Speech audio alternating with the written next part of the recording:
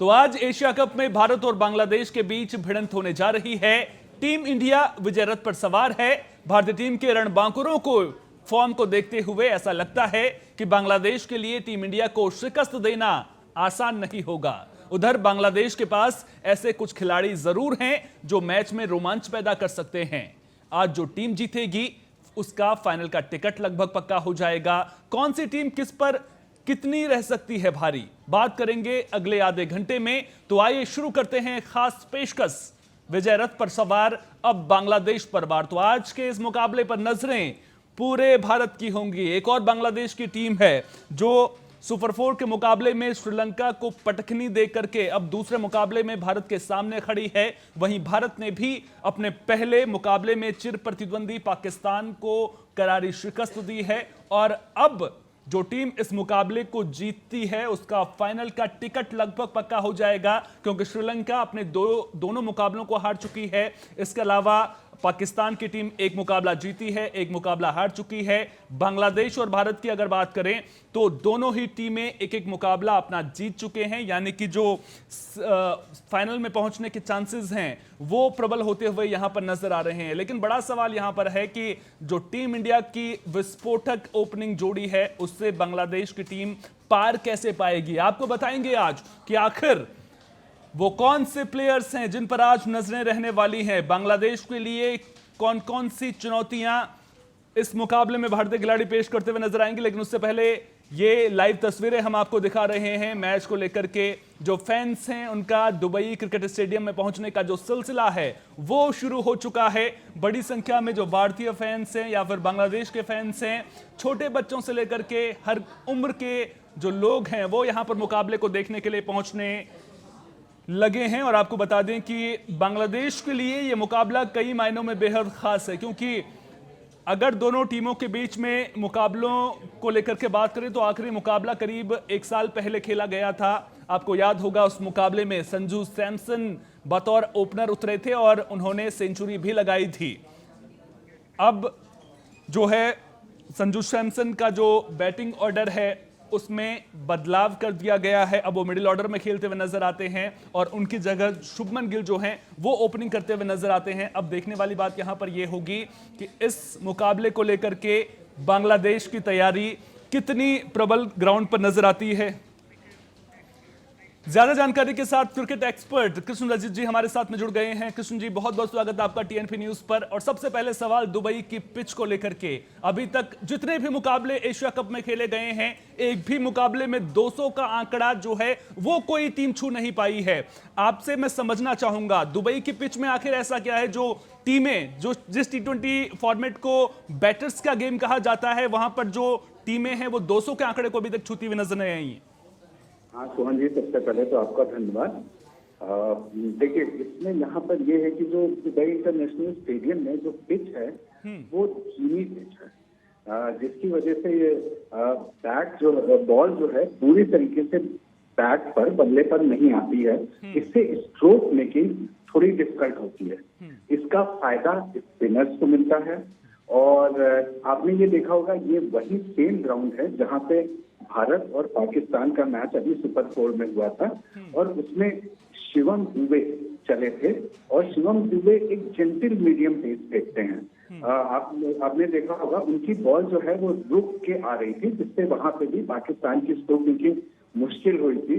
और शुरू के 10 ओवर तक पाकिस्तान जो अच्छे रन रेट के साथ चल रहा था, वो 10 ओवर के बाद जब शिवम दुबे को बॉलिंग अटैक में इंट्रोड्यूस किया गया तो वो एकदम से रनों की रफ्तार धीमी पड़ गई और रुक गई और शिवम दुबे को 2 विकेट भी मिले थे।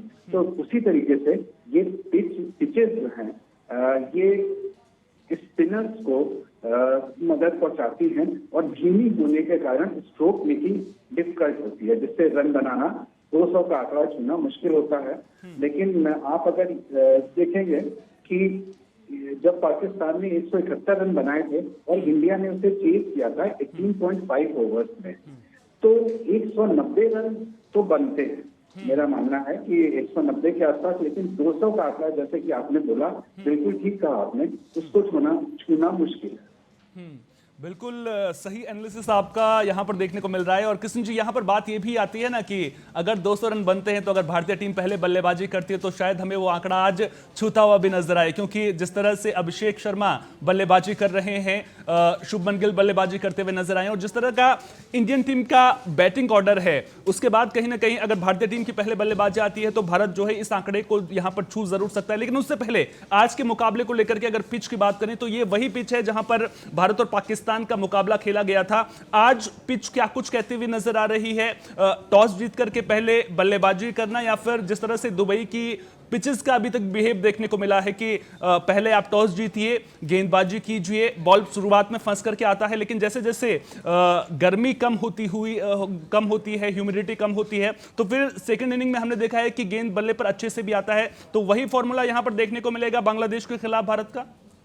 बिल्कुल बिल्कुल बिल्कुल सही कह रहे हैं सोहन जी आप कि एक भारत जो है अभी तक जो मैच उसने जो खेले हैं उसमें ज्यादा कंफर्टेबल ये हुए हैं चेज करने में।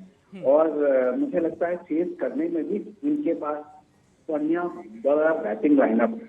मतलब आप मान सकते हैं 8 बैट्समैन इनके खेल रहे हैं। अगर शिवम दुबे और हार्दिक पांड्या इन लोगों को जोड़ लें, अक्षर पटेल को जोड़ लें, ये सब अपने आप में मैच विनर्स हैं। राइट फ्रॉम अभिषेक शर्मा को शुभमन गिल और संजू सैमसन है, तिलक वर्मा है, सूर्यकुमार यादव है, तो ह्यूज बैटिंग लाइनअप है। तो मुझे लगता है कि अगर टॉस जीतने के बाद ये कंफर्टेबल होंगे चेज करने में जी सोन जी।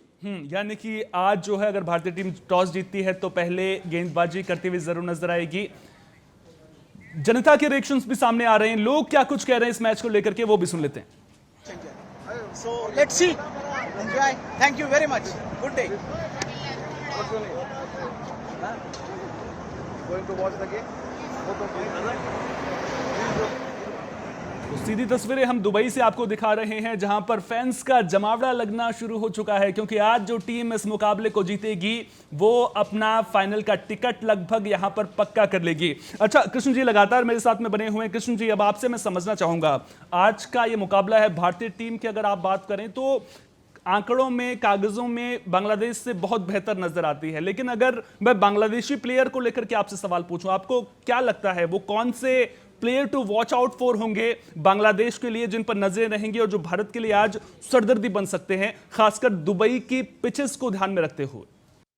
हाँ देखिए, सबसे पहले तो मैं ये कहूंगा कि जब से इनके कोच जो फिल सिमंस, जो वेस्ट इंडीज के पुराने खिलाड़ी रहे हैं और अपने टाइम को बढ़िया बैट्समैन हुआ करते थे, वो इनके हेड कोच हैं बांग्लादेश टीम के। और शॉन टैट जो ऑस्ट्रेलिया के फास्ट बॉलर हुआ करते थे, ये बॉलिंग कोच है। तो तब से इनका नजरिया और माइंड सेट बांग्लादेश की टीम का बदला है इन लोगों के आने के बाद। इनके जो पॉजिटिविटी जो है उनके अंदर डाली गई है, उनके दिमाग में भरी गई है कि नहीं, आप जीत सकते हैं, आप खेलिए, अच्छा खेलिए, आप जीत सकते हैं। तो इस वजह से बांग्लादेश का परफॉर्मेंस जो है अब हाल में बेहतर हुआ है।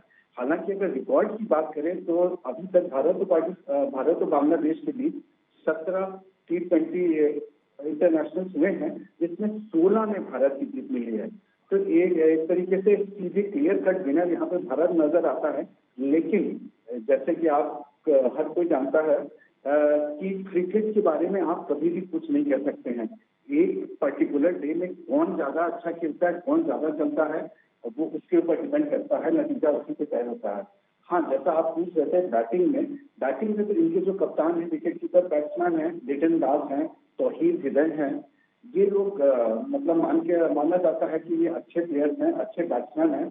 लेकिन इनको भारत को स्पेशली जहां तक इनकी बॉलिंग डिपार्टमेंट जो है उससे थोड़ा जो है चौकन्ना रहना होगा। बॉलिंग में मुस्तफिजुर रहमान जो इनके मेन बॉलर हैं, जो बाएं हाथ के तेज गेंदबाज हैं, ये गेम को यहां पर रोकना चाहूंगा। सुधीर, जो भारतीय क्रिकेट टीम के एक जाने माने प्रशंसक माने जाते हैं, वो क्या कुछ कह रहे हैं वो आपको सुना देते हैं एक बार।